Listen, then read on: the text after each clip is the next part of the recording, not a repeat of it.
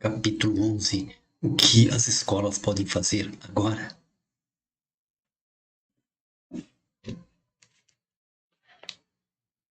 Em abril de 2023, o Washington Post publicou um artigo com a manchete, abre aspas, a solução de uma escola para a crise de saúde mental. Tentar de tudo. Fecha aspas. A diretoria de uma escola na zona rural de Ohio havia tomado a decisão de contratar psicólogos e instituir um currículo de aprendizagem socioemocional que visava desenvolver qualidades como empatia e confiança, e habilidades como relacionamento interpessoal e tomada de decisões. A escola incentivava as crianças, já a partir da educação infantil, a expressar suas emoções nas aulas de música. Com a ajuda de uma organização que promovia a aprendizagem a partir de experiências e sensível ao trauma, também contava com cavalos nos quais as crianças podiam fazer carinho e de quem podiam cuidar depois da aula. É uma expressão polinésia que diz sobre uma baleia pescando peixinhos. Às vezes é melhor fazer uma coisa grande em vez de muitas coisas pequenas. E às vezes a coisa grande passa despercebida, mesmo estando sob seus pés. Para abordar a ansiedade generalizada dessa geração, há duas baleias, duas ações importantes que as escolas podem promover. Com poucos recursos, trancar os smartphones e aumentar o brincar livre. Acredito que essas duas iniciativas teriam um impacto muito mais positivo na saúde mental dos alunos do que a soma de todas as outras medidas que as escolas estão tomando. Subtítulo: Escolas sem smartphone. A Mountain Middle School, em Durango, no Colorado, proibiu os smartphones ainda em 2012, no início da crise de saúde mental. Quando Shane Voss assumiu a diretoria, a taxa de suicídio de adolescentes na região era a mais alta de todo o estado. O cyberbullying, a privação de sono e a comparação social constante estavam fora de controle. Voss proibiu celulares na escola. Durante o dia, eles precisavam ficar nas mochilas, nunca no bolso ou na mão. A política era clara, com consequências caso um celular fosse encontrado fora da mochila. Os efeitos foram transformadores. Os alunos não ficavam mais sentados lado a lado em silêncio, rolando a tela enquanto aguardavam o início da aula. Eles conversavam entre si ou com os professores. Voss diz que, quando entra em uma escola onde não há tal proibição, é meio que um apocalipse zumbi. Tem um monte de crianças nos corredores, mas ninguém fala com ninguém. A atmosfera é muito diferente. O desempenho escolar melhorou e depois de alguns anos, a Mountain Middle School já era a melhor escola do estado. Henry, aluno do 8º ano, explicou o efeito da proibição dos celulares. Na primeira meia hora, o celular ainda ocupa espaço na mente da pessoa, mas depois que a aula começa é como se não existisse, e eu nem penso nele. Então não é uma grande distração ao longo do dia. Em outras palavras, a proibição de celulares ameniza 3 dos 4 prejuízos fundamentais da infância baseada no celular: atenção fragmentada, privação social e vício.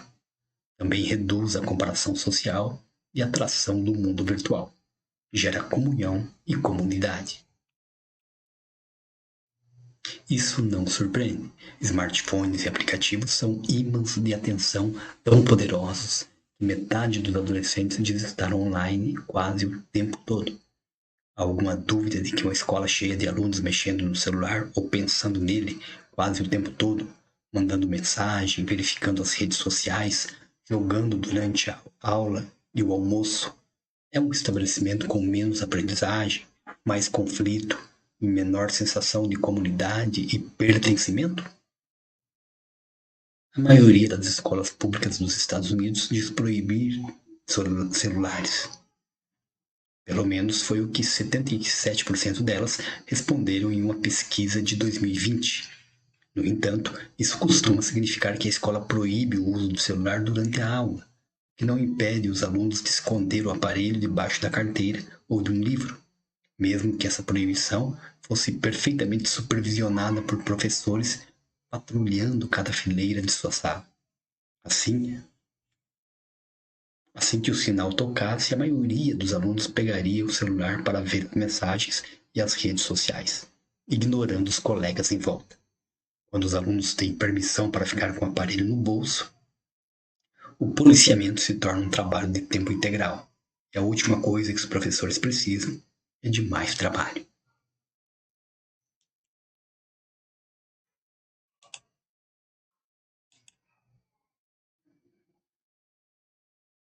Muitos acabam desistindo, como alguém que leciona no Ensino Fundamental 2 me escreveu, abre aspas, deem uma chance aos professores, proíbam os smartphones, fecha aspas. Uma proibição limitada ao tempo de cada aula é quase inútil. É por isso que as escolas precisam proibir os smartphones durante todo o dia. Quando os alunos chegam, devem guardá-lo em um armário específico ou em um estojo com cadeado. Ao fim do dia, eles podem reaver seus aparelhos. Alguns pais são contra, alegando precisar poder entrar em contato com os filhos imediatamente em caso de uma emergência, como um ataque à escola. Como pai, compreendo esse desejo. No entanto, uma escola em que a maioria dos alunos liga ou manda mensagem para os pais durante uma emergência provavelmente é menos segura que uma escola em que apenas os adultos têm celulares e os alunos ouvem o que eles dizem e prestam atenção ao que acontece à sua volta.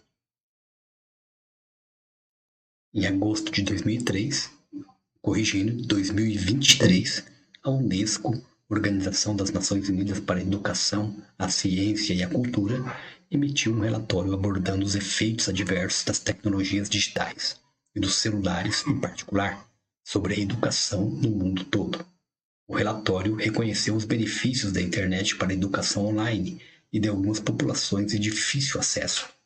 Porém, destacou que há surpreendentemente poucas evidências de que as tecnologias digitais melhorem a aprendizagem na sala de aula tradicional. O relatório também ressaltou que o uso do aparelho foi associado a desempenho escolar reduzido e a maior disrupção em sala de aula.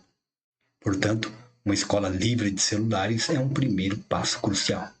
Cada escola ainda precisaria considerar os efeitos de laptops, Chromebooks, tablets e outros aparelhos através dos quais os alunos podem trocar mensagens e acessar a internet.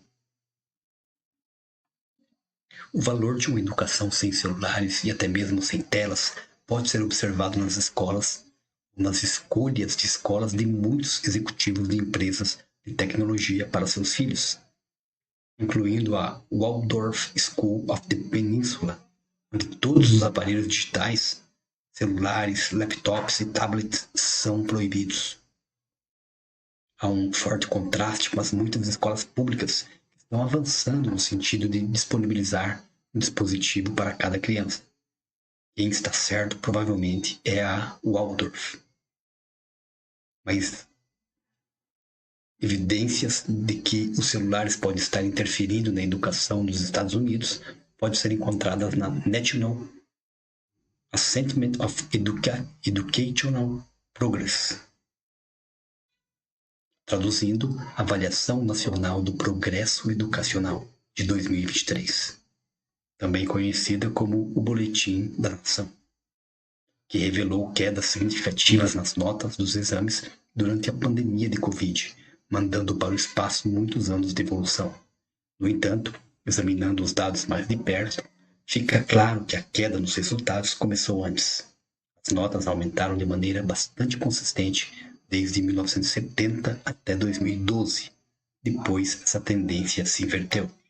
As restrições ao ensino remoto impostas pela pandemia contribuíram para a queda, principalmente em matemática. Porém, a queda entre 2012 e o início da pandemia já havia sido substancial. A reversão na tendência coincidiu com o momento em que os adolescentes passavam de celulares básicos e smartphones Repetindo, passavam de celulares básicos a smartphones, o que colaborou fortemente para a fragmentação da atenção. No entanto, a diferença da distopia igualitária de Kurt Vonnegut, na qual os melhores alunos tinham que usar um fone de ouvido que interrompia seus pensamentos, foi entre os 25% com pior desempenho, que as notas caíram mais entre 2012 e 2020. A maioria desses alunos vem de famílias de baixa renda, e há uma parcela desproporcional de negros e latinos entre eles.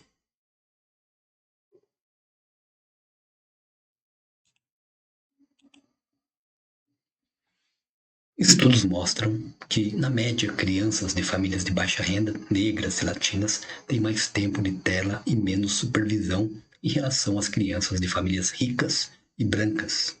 E, independentemente do grupo, crianças em famílias monoparentais têm mais tempo de tela sem supervisão. Isso sugere que os smartphones estão exacerbando a desigualdade na educação, em termos tanto de classe social quanto de raça. Não estamos mais falando da possibilidade de crianças de família de baixa renda e minorias raciais terem menos acesso à internet, como se temia no início dos anos 2000. O problema agora é que elas gozam de menos proteção nesse âmbito. Smartphones prejudicam não só o aprendizado, como as relações sociais. No capítulo 1, mostrei que, depois de 2012, alunos do mundo todo de repente começaram a discordar mais de frases como "sinto que me encaixo na escola". Como os adolescentes de hoje estão sedentos por comunidade e comunhão, escolas sem celulares têm grande chance de promover uma melhora rápida na socialização e na saúde mental. É claro que a internet em si é uma bênção para a educação. Penso no impacto positivo de uma plataforma como a Khan Academy, que agora usa inteligência artificial para oferecer a cada aluno um tutor pessoal e a cada professor um assistente. Mais que isso, estudantes precisam da internet para pesquisar e professores precisam da internet para muitas aulas, demonstrações e vídeos inovadores. As escolas deveriam ajudar os alunos a aprender a programação e a usar a tecnologia para expandir suas habilidades, de softwares estatísticos a design gráfico até o chat GPT. Eu nunca diria, portanto, que precisamos de escolas sem internet ou de alunos que dispensem a internet para estudar. São os aparelhos de uso pessoal que os alunos carregam consigo o dia inteiro que oferece a pior relação custo-benefício, pois estão repletos de aplicativos pensados para atrair a atenção dos jovens, com notificações constantes que os afastam da aula. Isso é o mais disruptivo em termos de aprendizagem e relacionamentos. Qualquer escola que diz se preocupar com promover o sentimento de pertencimento à comunidade ou à saúde mental e que não tenha proibido o celular está sobre uma baleia pescando peixinhos.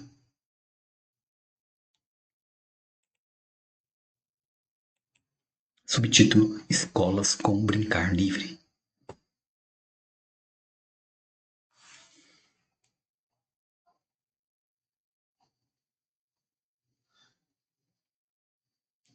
Kevin Steinhirt, professor de quarto ano da Central Academy of the Arts, escola de ensino básico na zona rural da Carolina do Sul, percebeu que estava sempre tendo a mesma conversa com pais e outros professores. Os alunos enfrentavam dificuldades e muitos pareciam ter pouquíssima resiliência, perseverança ou habilidade de trabalhar em grupo. Os adultos falavam sobre a fragilidade das crianças, porém não tinham ideia do que fazer com ela. Kevin também estava confuso, até que uma conferência na Universidade de Clemson, que fica na região, destacou os benefícios de algo bastante simples: o brincar livre. Com o apoio da escola e a ajuda da Let Grow, ele começou a incorporar mais brincar livre na vida dos alunos, por meio de 3 mudanças. Primeiro, intervalos mais longos, com pouca intervenção de adultos. Segundo, abertura do parquinho da escola 1h30 antes do início das aulas. Repetindo, Abertura do parquinho da escola 1h30 antes do início das aulas, para que os alunos tenham tempo de brincar antes de estudar. Terceiro, oferecimento de, entre aspas, clube do brincar. A escola pode ficar aberta de 1 a 5 dias por semana para o brincar livre entre crianças de idades variadas, oferecendo bolas, giz, cordas, em geral no parquinho ou no ginásio, em caso de mau tempo. E se a escola puder deixar outras salas abertas, como a sala de artes, melhor. Às 14h30 às 16h30, o horário pode variar.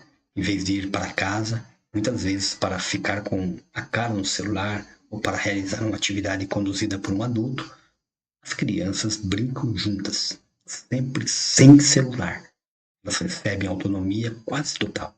Apenas duas regras: não podem machucar deliberadamente outra pessoa e não podem sair sem o conhecimento do adulto encarregado. Esse adulto, por sua vez, não pode organizar brincadeiras ou resolver disputas e só vai interferir em caso de emergência. Em seu site, a Let Grow disponibiliza gratuitamente um guia para implementar clubes do brincar.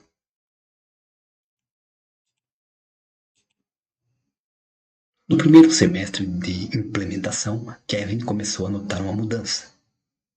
Ele diz: nossos alunos estão mais felizes e mais bonzinhos, apresentam menos problemas de comportamento, fizeram mais amigos, se sentem mais no controle do seu dia e de sua vida em geral.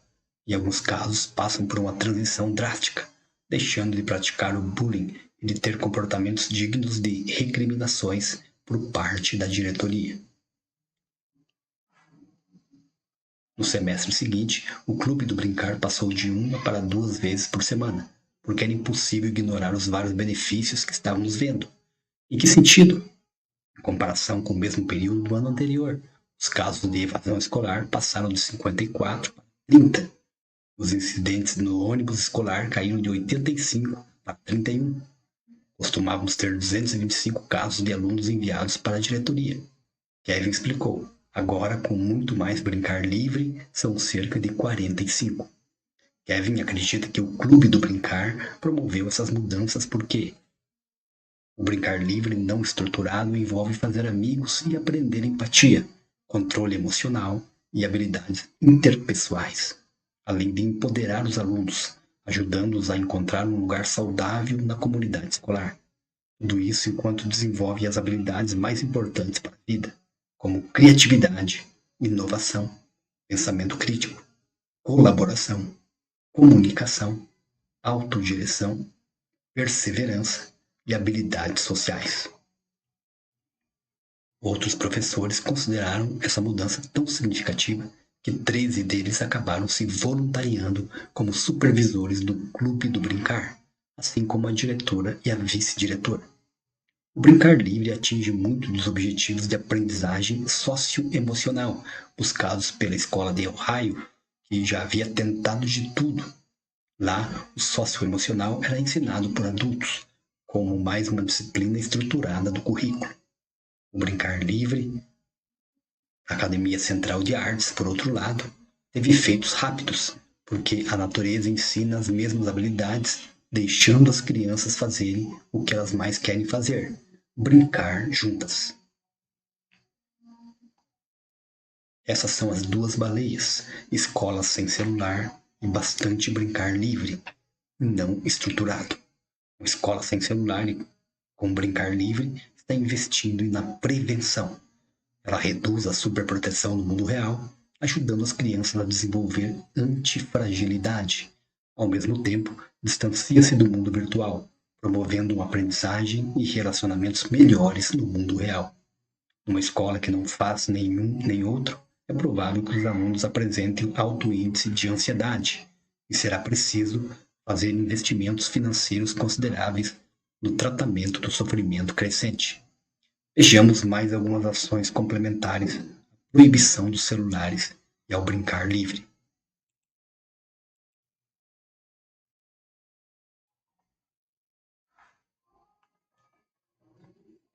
Subtítulo: o projeto Let Grow.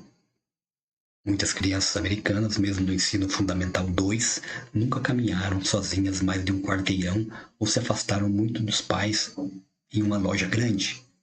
Lenore conheceu alunos do 7º ano, ou seja, crianças entre 12 e 13 anos, que não cortavam nem bife, porque facas eram objetos perigosos. É por isso que, além de iniciar o clube do brincar, aumentar o tempo de recreio e abrir o parquinho antes das aulas começarem, Lenore e eu recomendamos que as escolas entrem para o projeto Let Grow, ou Deixe Crescer. Trata-se de uma espécie de lição de casa que diz a todos os alunos, da educação infantil ao Fundamental 2, abre aspas, para fazer algo que nunca fez sozinho, levar o cachorro para passear, preparar uma refeição, resolver algo para a família, fecha aspas. Os alunos conversam com os pais e as duas gerações chegam a um acordo quanto ao projeto.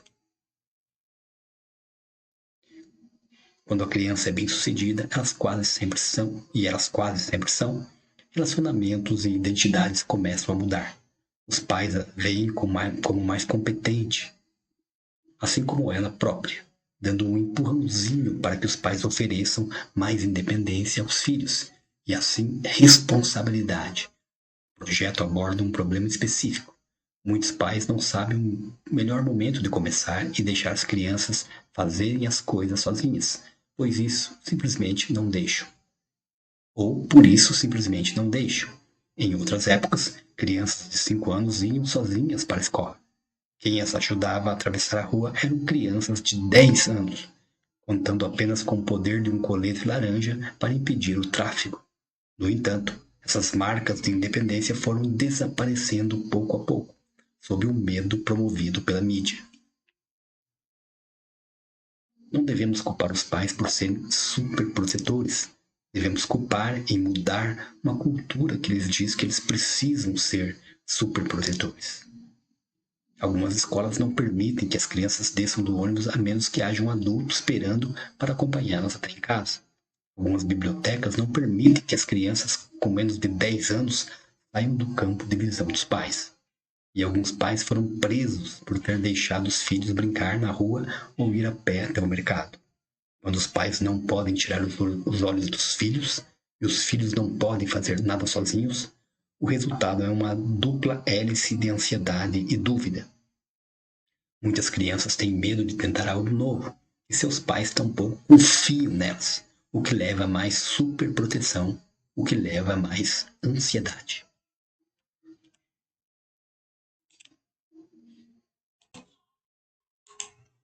Foi o que Lenore ouviu quando visitou uma classe do 7º ano em Suffolk County, Nova York. A professora veterana George Maurice lhe disse, abre aspas, os pais deixaram os alunos morrendo de medo de tudo, fecha aspas. Os alunos dela eram doces e abertos, porém temiam que, se tentasse fazer algo sozinhos, seria um desastre. Muitos disseram ter medo de cozinhar, porque não queriam queimar a comida ou a casa. Alguns disseram ter medo de sair para passear com o cachorro, porque ele poderia fugir. Alguns temiam falar com garçonetes, porque poderiam, entre aspas, estragar tudo. E eles usavam bastante esse verbo, estragar. O dia a dia era um campo minado, repleto de possíveis fracassos e humilhações, um pouco como as redes sociais. Por isso, George escreveu ou inscreveu sua turma no projeto Let Grow, ou Deixe Crescer. Na verdade, George estava tão preocupada com o nível de ansiedade de seus alunos que pediu que cada um deles realizasse 20 projetos Let Grow ao longo do ano. Ela ofereceu vários itens, entre os quais escolher ir andando até o centro da cidade, lavar a roupa, pegar um ônibus, e eles também podiam incluir o que quisessem.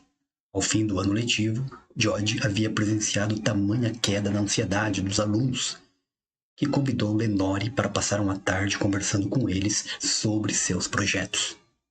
Uma menina contou que foi ao parque só com os amigos pela primeira vez. Abre aspas, foi muito divertido. Fecha aspas. Ela disse, o menino que havia feito sozinho um jantar com 4 pratos, incluindo uma torta, estava se sentindo realizado. Uma menina que nunca havia praticado esportes tentara entrar para a equipe de natação e conseguira. Os alunos tinham saído para comer pizza, ido de bicicleta até o mercado, ficado de babá e sentido algo completamente novo. Não se tratava apenas de uma ou outra sensação de confiança, mas de uma ideia diferente de quem era. Uma menina explicou bem isso, mesmo sem perceber. Seu projeto preferido foi ficar em casa sozinha uma manhã e arrumar a irmã de 5 anos para ir à escola. Depois que vestiu, alimentou e embarcou a irmã no ônibus. Ela havia pensado, abre aspas, me sinto tão adulta, fecha aspas. Mas não era só aquilo, abre aspas, parece algo pequeno, mas naquele momento, quando vi minha irmã subir no ônibus e o ônibus ir embora, me senti muito importante para ela, muito importante para alguém, fecha aspas. Essa era novidade para ela. Finalmente, em vez de se sentir carente, a menina se sentia necessária. Quando confiamos nas crianças, elas voam alto. Confiar nos filhos para se aventurar no mundo talvez seja a coisa mais transformadora que os adultos podem fazer. No entanto, a maioria dos pais tem dificuldade de fazer isso sozinhos. Se sua filha for ao parque e não encontrar amigos ali, vai voltar imediatamente para casa. Se seu filho é a única criança de 8 anos da cidade que anda desacompanhado, alguém pode chamar a polícia. Voltar a normalizar a independência na infância exige ação coletiva, e a maneira mais simples de facilitar essas ações é através das escolas locais. Quando uma classe inteira, uma escola inteira, um distrito escolar inteiro incentiva os pais a afrouxarem as rédeas, a cultura da cidade se transforma. Os pais não se sentem culpados ou esquisitos por pegar mais leve. Afinal, é lição de casa. Todos os outros pais vão fazer o mesmo. Logo, as crianças voltam a sair sozinhas para bater de porta em porta no dia das bruxas, e a ir ao mercado, e a ir sozinhas para a escola. Nossos filhos podem fazer muito mais do que permitimos. Nossa cultura do medo esconde essa verdade de nós. Eles são como cavalos de corrida presos no estábulo. É hora de deixá-los sair. Subtítulo: Recreio e parquinhos melhores.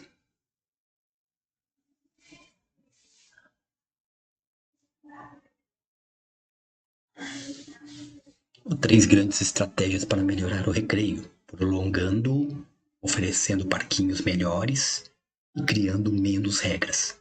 Deveríamos ficar consternados com o fato de que o aluno americano de ensino básico tem em média 27 minutos de recreio por dia.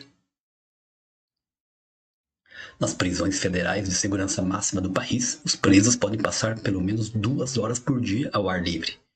Quando documentaristas perguntaram a prisioneiros como se sentiriam se seu tempo do sol fosse reduzido a 1 hora, as respostas foram bastante negativas. Acho que isso aumentaria muito a raiva, um preso disse.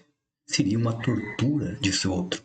Quando foram informados de que a maioria das crianças no mundo passava menos de 1 hora por dia brincando ao ar livre, os presos ficaram chocados. O recreio e o tempo não estruturado fora da escola vem encolhendo nos Estados Unidos desde a publicação de um relatório de 1983. A publicação Uma Nação em Perigo, que alertava que as crianças americanas estavam ficando para trás em comparação com crianças de outros países em termos de resultados de exames e proficiência escolar. Ele recomendava uma educação mais rigorosa, com mais tempo dedicado a temas escolares e um aumento considerável do ano letivo. As escolas reagiram diminuindo o tempo do recreio e das aulas de educação física, artes e música para abrir mais espaço para matemática, ciências e inglês. Embora o relatório não defendesse o foco absoluto nos resultados dos exames, foi o que aconteceu na prática. Melhorar o desempenho em provas logo se tornou uma obsessão nacional. Esforços por reformas puniam ou recompensavam escolas com base no desempenho dos seus alunos. A pressão sobre as escolas por notas cada vez mais altas voltou a aumentar depois de 2001, quando foi aprovada a lei Nenhuma Criança Deixada para Trás. E mais recentemente, os padrões estaduais básicos comuns. A pressão foi tão intensa que alguns distritos escolares atingiram seus objetivos falsificando as notas dos alunos. O brincar foi a atividade mais fácil de sacrificar para dar lugar à preparação para as provas. O ano letivo aumentou, encurtando as férias de verão. A quantidade de lição de casa aumentou e passou a ser exigida de séries menores. E encurtou-se ou eliminou-se o intervalo. Como professor, sou certamente favorável às reformas que melhorem o desempenho escolar. Porém, a preocupação com os resultados dessas provas fez com que o sistema educacional rompesse com muito do que sabemos sobre o desenvolvimento infantil, os benefícios do brincar livre e o valor do tempo ao ar livre. Em 2013, a Academia Americana de Pediatria emitiu o relatório O Papel Crucial do Intervalo Escolar, que, após descrever os muitos benefícios do brincar livre para o desenvolvimento social e cognitivo, dizia, abre aspas, ironicamente, minimizar ou eliminar o intervalo pode ser contraprodutivo para o sucesso escolar, uma vez que um conjunto crescente de evidências sugere que o intervalo promove não apenas a saúde física e o desenvolvimento social, como o desempenho cognitivo. Fecha aspas. Esses benefícios podem ser ainda mais significativos para os meninos, o que sugere mais um indício do motivo pelo qual os meninos vêm se distanciando da escola desde os anos 1970. A primeira coisa que as escolas podem fazer é aumentar a duração do intervalo. Um recreio generoso deveria ser a regra para todo o ensino fundamental. Deveria ser mantido mesmo no ensino médio. Abre parênteses, de acordo com os Centros de Controle e de Prevenção de Doenças dos Estados Unidos. Fecha parênteses. A Academia Americana de Pediatria também recomenda que as escolas não cortem o intervalo como punição para o mau comportamento, em parte porque são justamente as crianças com problemas de comportamento que mais precisam dele. Seu relatório também recomenda que haja um recreio antes do almoço, e não emendado à refeição. Caso contrário, os estudantes engolem a comida para depois poder aproveitar alguns minutos preciosos para o brincar livre. A segunda estratégia é melhorar os parquinhos.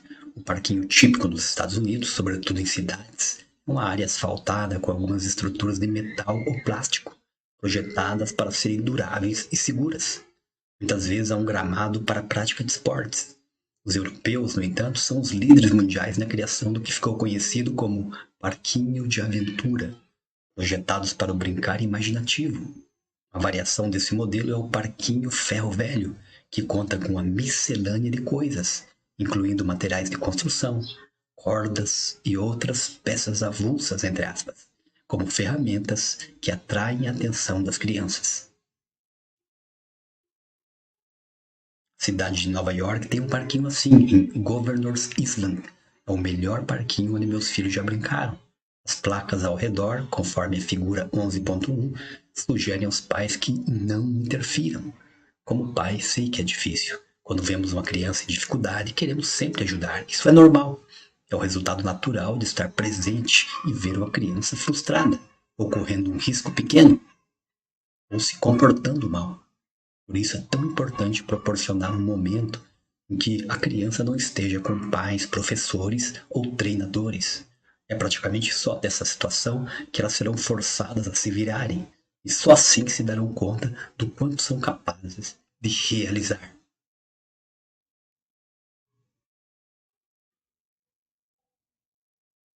No parquinho de aventura, crianças trabalham juntas para construir torres e fortes, envolvidas em atividades coletivas. Certa vez vi um menino martelar o dedo sem querer e não correr para um adulto. Ele só sacudiu a mão por alguns segundos e voltou a martelar pregos. Abre parênteses, há adultos no local para o caso de riscos graves à segurança. Fecha parênteses. Embora não precisem transformar seus parquinhos em parquinhos ferro velho, as escolas podem acrescentar peças avulsas, não necessariamente martelos e serras, mas pneus, baldes e tábuas soltas. Rusty Keller, autor de Aventuras no Brincar com Risco, também recomenda fardos de feno e sacos de areia. Esses itens são tão grandes e pesados que arrastá-los desenvolve a força da metade superior do corpo, sem que isso seja notado, diz ele. Repetindo, o autor Rusty Keller, autor de Aventuras no Brincar com Risco. Ele complementa: a chave para compreender os parquinhos com, abre aspas, peças avulsas, fecha aspas, é as crianças terem controle sobre o ambiente, terem autonomia. Parquinhos com estruturas fixas só as entretêm por certo tempo. Parquinhos com peças avulsas prendem a atenção das crianças por horas, permitindo não apenas que construam fortes e castelos, mas que se concentrem, cheguem a acordos, trabalhem em equipe e sejam criativas. Figura 11.2, um parquinho natural de ponta antes de sua abertura em 2023, na Colin Hulse Elementary School, em Normal, Illinois. Uma segunda categoria de parquinhos de aventura é o parquinho natural, como este da figura 11.2, que usa materiais naturais, principalmente madeira, pedra e água, para criar ambientes que ativam a biofilia, ou o amor pela vida, que descrevi no capítulo 8. A infância humana evoluiu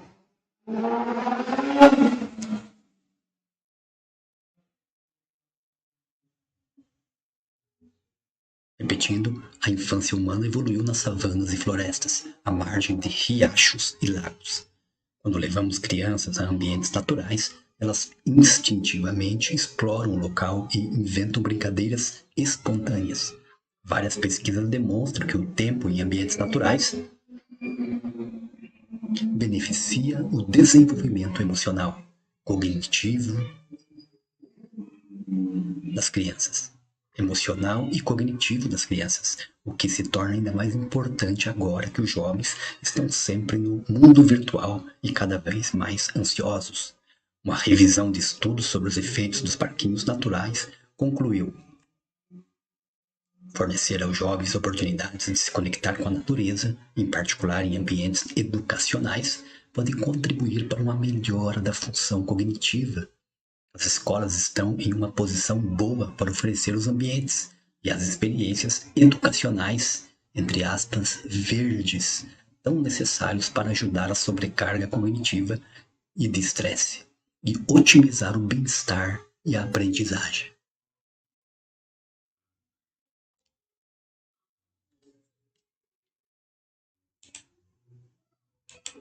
A terceira estratégia para melhorar a saúde mental com a melhoria da qualidade dos intervalos é impor menos regras e confiar mais. As escolas deveriam fazer basicamente o oposto da escola em Berkeley, que especificava exatamente como as crianças deviam brincar de pega-pega e futebol americano, este último como um juiz adulto. Repetindo, este último com um juiz adulto.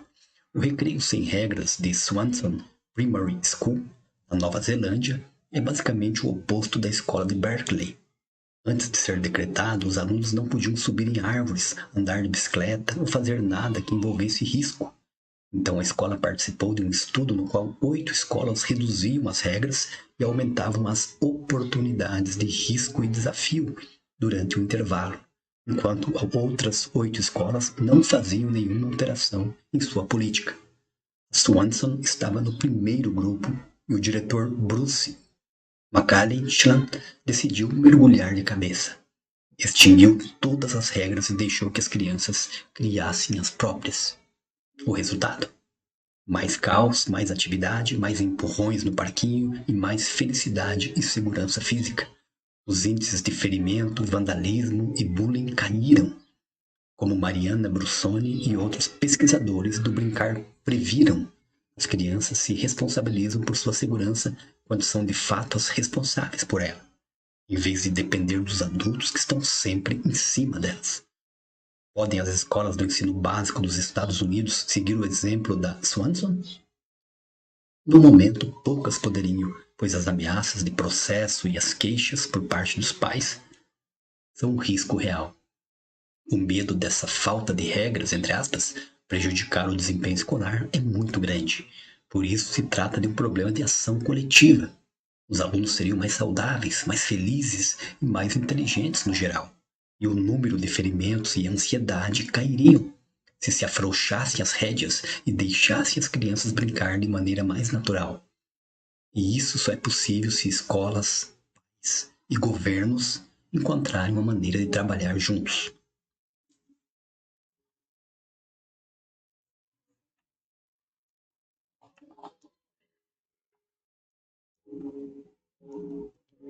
Subtítulo: Despertando o interesse dos meninos. Desde os anos 1970, o sucesso dos meninos e jovens vem decaindo em alguns aspectos, sugerindo no capítulo 7 que tal queda decorre do seu afastamento gradual do mundo real, devido a uma variedade de forças estruturais, concomitante à sedução de um mundo virtual que aperfeiçoa tecnologias que apelam a seus desejos. Como Reeves demonstrou, os meninos estão ficando para trás em termos de desempenho escolar, conclusão de ensino médio e universidade e quase todos os parâmetros educacionais. As escolas atuais não funcionam para um número cada vez maior de meninos.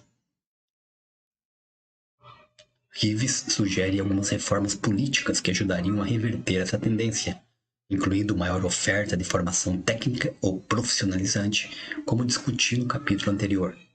Além disso, ele defende que as escolas contratem mais professores homens, que hoje representam apenas 24% dos professores escolares nos Estados Unidos, quando no início da década de 1980 representavam 33%. Nas escolas de ensino básico, apenas 11% dos professores são homens. Reeves identifica duas maneiras como essa desproporção implica um menor envolvimento dos meninos. Primeiro, há evidências sólidas de que meninos têm melhor desempenho com o professor homem, em especial nas aulas de inglês, talvez porque meninos tenham poucos modelos de comportamento masculinos na escola.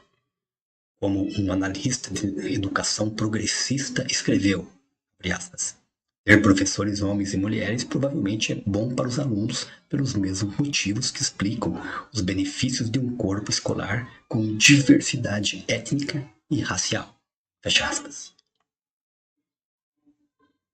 Sem modelos de comportamento masculinos positivos, muitos meninos buscam orientação na internet, onde podem acabar caindo em comunidades online que radicalizam o seu modo de pensar. O desequilíbrio de gêneros também é prejudicial por poder insinuar que a educação e o cuidado são tarefas das mulheres, sobretudo no que se refere ao ensino básico, desestimulando o interesse dos meninos por ocupações relacionadas à educação. No entanto, segundo Reeves, essas são profissões que vêm crescendo consistentemente há décadas e continuarão nessa toada, enquanto os trabalhos que exigem força física, mais identificado com homens, seguirão sua trajetória em franco declive. Ele acredita que as escolas podem e devem aproximar os meninos de profissões nas áreas da saúde, educação, administração e alfabetização. Mas enquanto não virem homens na frente de uma sala de aula ou na secretaria de uma escola, os meninos não terão tanto interesse por essas ocupações.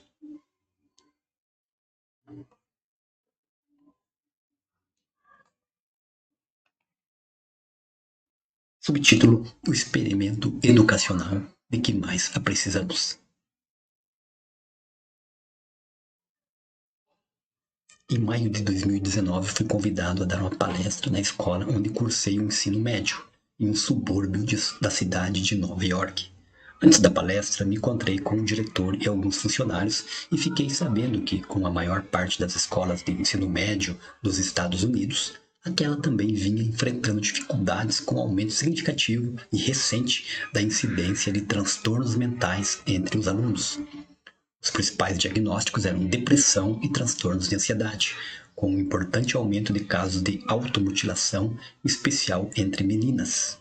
Os problemas de saúde mental se instalavam antes mesmo do 9º ano, com muitos alunos já ansiosos e deprimidos ao fim do ensino fundamental. Muitos também estavam viciados em seus smartphones. 10 meses depois, fui convidado para dar uma palestra na escola onde cursei o ensino fundamental. Também me reuni com a diretora e funcionários da escola e ouvi a mesma coisa. Os problemas de saúde mental haviam se agravado nos últimos tempos. Muitos dos alunos que deixavam o ensino Fundamental 1, já entravam no 6º ano com ansiedade e depressão. Alguns já estavam viciados em seus smartphones. Precisamos iniciar o trabalho de prevenção cedo, nas escolas de educação infantil e fundamental, antes que as crianças comecem a definhar. Escolas sem celulares e com brincar livre são fáceis de implementar e têm um custo baixo, sobretudo em comparação com a abordagem padrão, que envolve contratar psicólogos e reformular o currículo.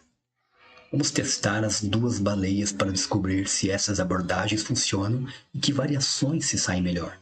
E vamos fazer isso nas escolas como um todo, de modo que possamos examinar as mudanças na cultura escolar, e não em crianças ou classes individualmente, dentro de uma única escola. Eis como poderia ser a superintendência do distrito escolar, ou a Secretaria Estadual de Educação ou o governo estadual. Qualquer entidade com influência sobre pelo menos algumas dezenas de escolas de educação infantil e fundamental recrutaria escolas interessadas. Essas escolas seriam divididas aleatoriamente em 4 grupos. Primeiro grupo sem celular, segundo com brincar livre, como o clube do brincar em intervalos estendidos. Terceiro, sem celular e com brincar livre. E quarto, o controle, ou seja, as escolas que continuariam como antes, sem mudar as políticas relativas a celular e intervalo. Em apenas 2 anos, descobriríamos se as intervenções funcionaram, se uma delas funcionou melhor ou melhor que outra, e se há benefícios adicionais em implementar as 2.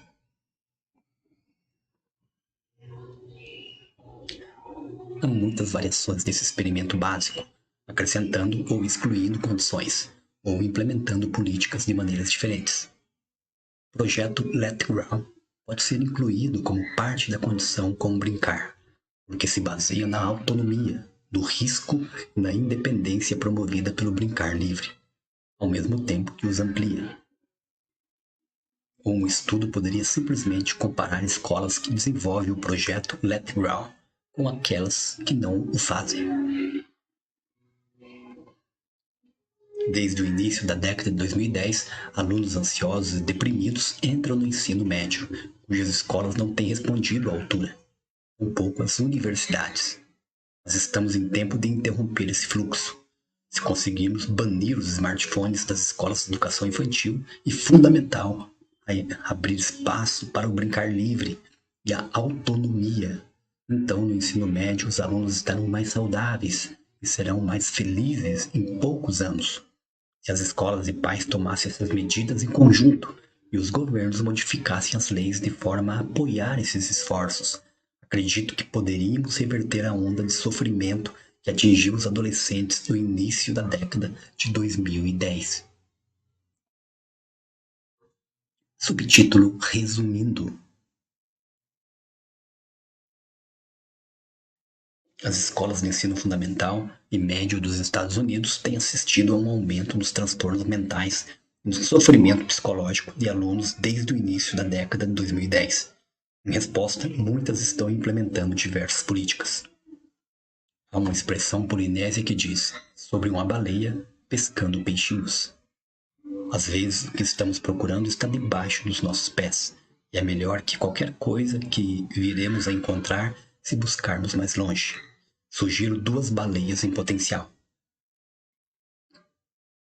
a serem implementadas pelas escolas com pouco ou nenhum investimento financeiro: a proibição dos celulares e o aumento do brincar livre. A maioria das escolas diz proibir celulares, porém, em geral, isso significa que os alunos não devem usá-los durante as aulas. Uma política que não funciona. O incentivo a disfarçar o uso do aparelho durante a aula e aumentá-lo depois dela, dificultando a amizade com as outras crianças. Uma política mais eficaz seria proibir o celular ao longo de todo o dia, À entrada, os alunos guardariam o aparelho em um armário específico para isso ou em um estojo com cadeado. A segunda baleia é aumentar o brincar livre. A simples criação de um clube do brincar, uma opção de contraturno para as escolas de educação infantil e fundamental, que permite às crianças brincar sem celulares no parquinho incrementado da escola, com supervisão mínima de adultos.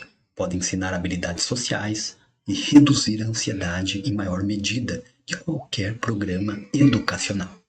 Porque o brincar livre é a maneira que a natureza encontrou de atingir esses objetivos.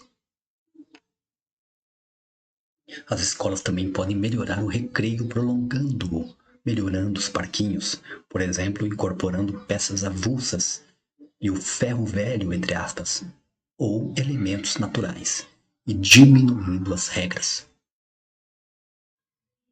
O projeto Let Grow, ou Deixe Crescer, é outra opção que parece reduzir a ansiedade. Trata-se de uma tarefa que ordena a criança a, abre aspas, fazer algo que nunca fez sozinha, fecha aspas, depois de chegar a um acordo com os pais quanto ao que seria esse algo. Isso faz as crianças se sentirem mais competentes e incentiva os pais a confiar nos filhos e a lhes dar mais autonomia. Resolvemos o problema de ação coletiva quando todas as famílias do bairro ou da cidade oferecem mais brincar livre e independência. Os pais não têm medo de oferecer às crianças o brincar livre sem supervisão, a independência de que elas precisam para superar as ansiedades normais da infância e se transformar em jovens adultos saudáveis. As escolas podem fazer mais para reverter o distanciamento crescente dos meninos em relação à escola e o declínio do seu progresso escolar em comparação com o das meninas. 2 exemplos que podem aumentar o envolvimento dos meninos com a escola são oferecer mais oficinas e formação técnica ou profissionalizante e contratar mais professores homens, assim como oferecer um recreio melhor nos anos iniciais da educação formal. É melhor prevenir do que remediar. Se as escolas de educação infantil e fundamental proibirem o celular e aumentarem o brincar livre e se incorporarem no projeto Let Grow ou Deixe Crescer, elas trabalharão muito pela prevenção, reduzindo o fluxo de alunos deprimidos e ansiosos que entram no ensino médio.